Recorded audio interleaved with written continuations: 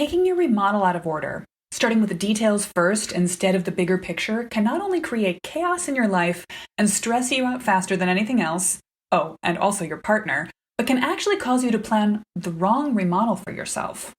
Let's talk about how this works in a live broadcast I did on Monday to talk about why there is a proper order for planning your remodel and exactly what the steps are.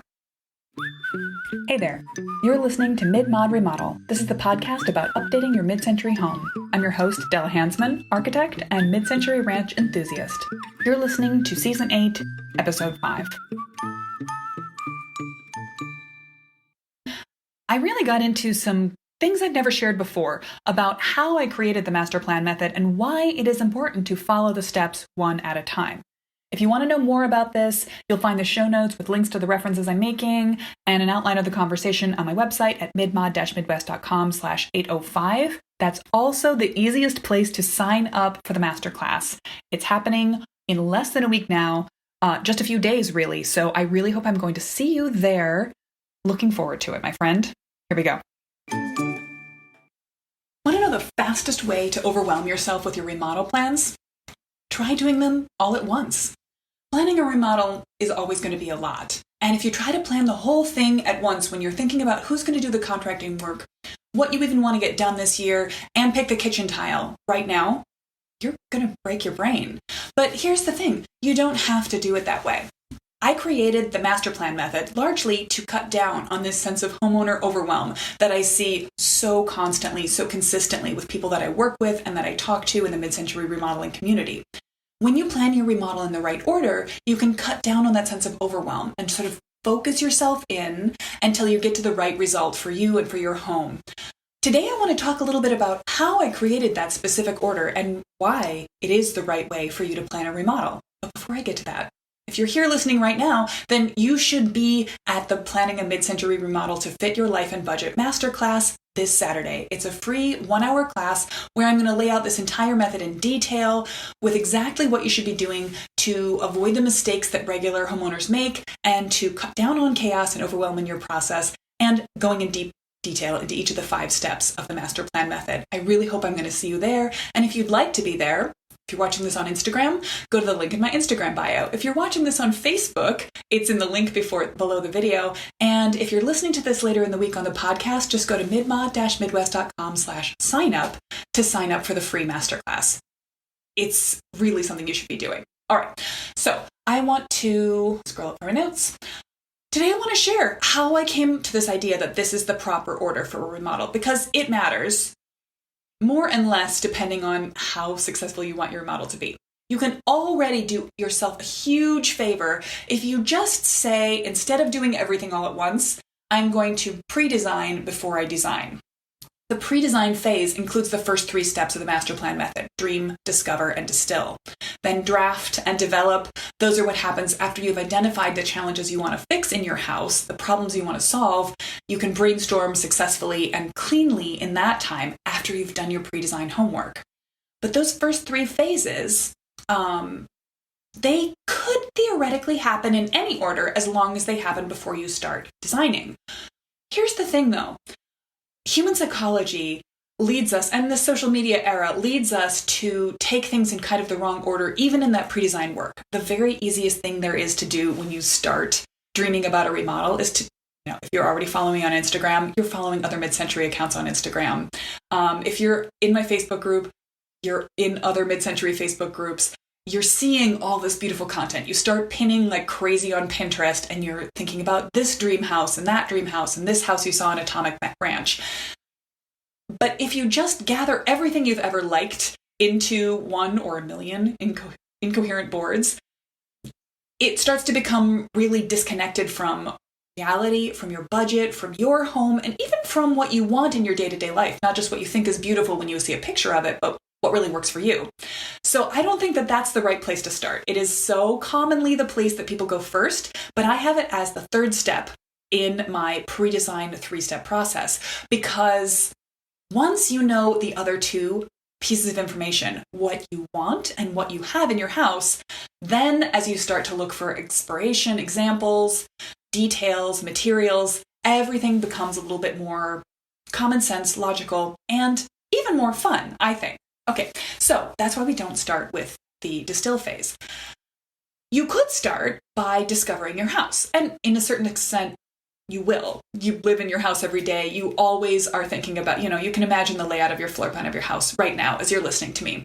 You can tell me, is your house made of brick or does it have wood siding? These are parts of the discovery process, important things you need to keep in the back of your head that you already know. But again, if you focus on what you've got, if you focus on the house you have too much too early, it can become discouraging.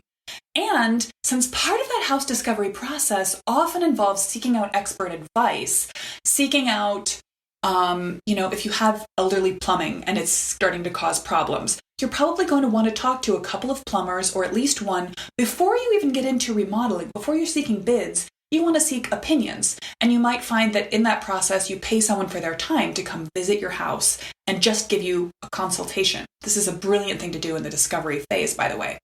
But if you begin there, before you think about what you want to get out of your remodel, you're a little too wishy-washy. It's too easy at that point to think about the to-do list and not think about the why. And that's why we start with dream. We start with dreaming about what you want your house to really be. And within both my one-to-one design service work and with my Ready to Remodel students, I use a series of design thinking exercises, which include just sort of creating a narrative story, writing a paragraph about what your dream life and your dream house feels like, what the sun, is it bright or is it dim? Is it loud and interconnected and chaotic and fun? Or is it quiet and calm and perfect? Do you like to see all of your objects laid out around you in collections? Or do you want to live in a house where everything has a place and when it's in that place, you can't see it? These aren't right or wrong answers. They're personal answers for you. During this phase, we also think about, how is your house working for you well? Is it serving your daily routines? Is it making your morning get out of the house ritual easier or better? Is it making it hard to wind down at night? Are there ways that the house could change, the light levels, the layout, the flow, the connection between spaces, or lack thereof? Could these things help make your life, your family's life, work better? We also think about inspiration, not visual, but emotional. Are there places in your past, other homes you've lived in, your grandparents' house, your family childhood vacation home, somewhere you went on a trip before COVID? Are there places you want to draw from, feelings you want to create, a sense of a peaceful morning wake-up space or a really cozy coffee spot? Where can you go to get that sense of, can that be made in your house? And the answer is yes, it probably can.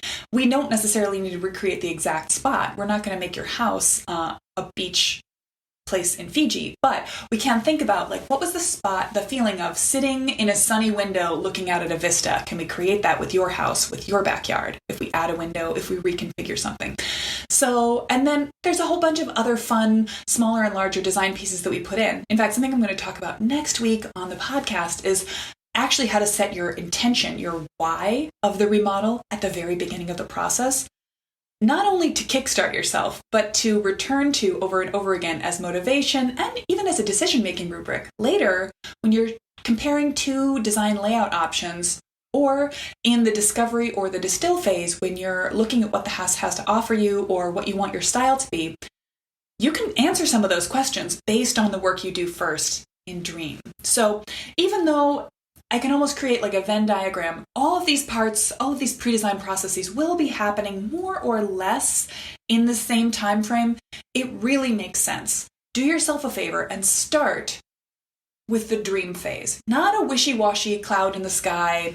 I dream I lived in a castle. I dreamed my house in Wisconsin was glass walls and looked like an Eichler house in California. But what are the qualities that you want to have? Do you want an open plan house like an Eichler house from California? That can be accomplished. You might not be able to have quite as much glass, or you might have to pay a higher heating bill to get that. But is that really important to you? And when you start with the dream phase, when you start with what you want to have happen in your remodel, that's when you really get to have everything that comes after set up for success. Then, when you reapproach house discovery, when you start to look into your house, when you take stock of what you've got, you measure, you photograph, you talk to the experts you need to talk to, you can already tell them what kind of a remodel you have in mind, what you're starting to think about, and then they can give you more useful advice, and you can take their point of view with a grain of salt, knowing if they're suggesting something to you that's totally counter to what you've identified in your dream phase, then they're either not the expert for you, or you can simply take their expertise but not their opinion about their design. And then finally, when you come back to the Pinterest fun, when you start saving things on Instagram and really, or tearing things out of magazines, really building up your vision for the house, it's not just a purely aesthetic thing. It's not just what it looks like, it's also what it feels like. Are these surfaces not just made out of a silver colored metal or a warm colored metal? Are they all going to be easy to clean? That might be, honestly, easy to clean might be one of the number one driving forces behind your remodel. And if so, I hear you. That sounds like a great thing. Or you might not care about that. You might say, to me, curating a beautiful house is more important than having one that doesn't, that can avoid dusting for weeks at a time. So what I want to do is have a gorgeous house that maybe is a little bit more high maintenance. Finding out where you fall on these spectrums on all of these questions, again, there's never a right or a wrong answer. There's not even really a more mid-century or a less mid-century answer. There's the answer that works for you. So that's a little bit about the back end. What I was thinking about when I realized that this was consistently through dozens of one-to-one design master plan clients, through hundreds of people that I've consulted with and helped out through the podcast, through Instagram, through my Facebook group. All of these mid-century homeowners are served by taking their remodel in the right order, and so will you be. So again, if you want to know more about the master plan method and how you can use it for your home to plan a mid-century remodel to fit your life and budget, come to the masterclass. It's going to be on Saturday at 11 a.m. Central. I'm going to be sharing everything I believe in about how to plan a mid-century remodel that will last, that will stand the test of time, that you will love, and that you can manage and afford right now. So, are you going to be there? Get your name on the sign-up list right now.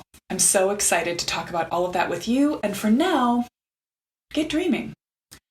If you want to reply to this message, I would love for you to comment with what you dream of for your home. What is your sort of bottom line vision for a house that sets your heart beating faster?